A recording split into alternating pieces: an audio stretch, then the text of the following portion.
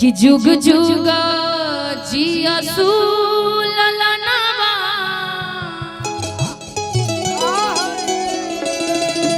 भवनवा की भाग जागल हो ए ललन लाल भैले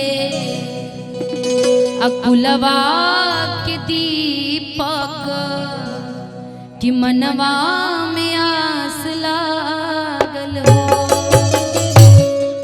ए ललन लाल भैले कि कुलवा के दीपक कि मनवा में आस लागल हो। क्योंकि अरे आइए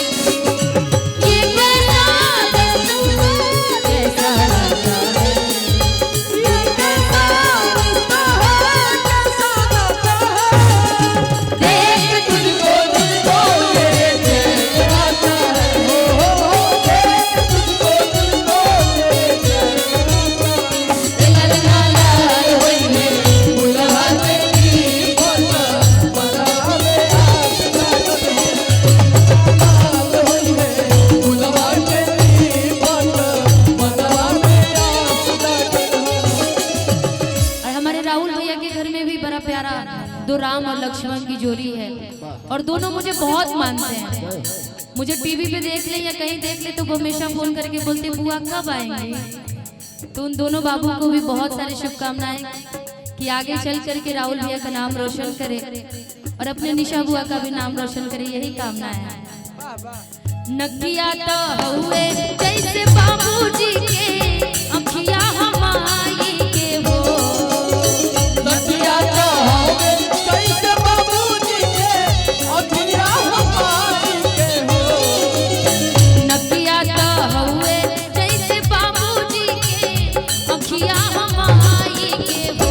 ए ललना मुहावा हो, ए ललना मुहावा जनवा सुरु जावा जरोर से भइले हो, ए ललना मुहावा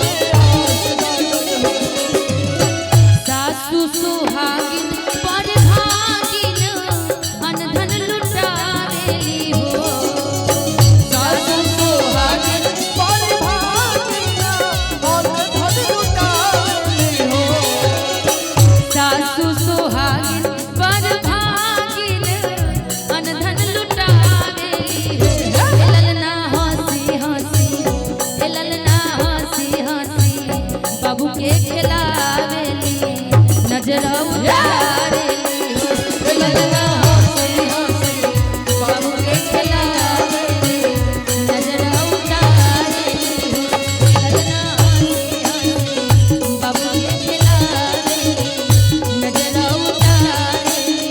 ए ललना हंसी हंसी बाबू के खिलावेली नजर उतारेली हो। ए ललना हंसी हंसी बाबू के खिलावेली नजर उतारेली हो।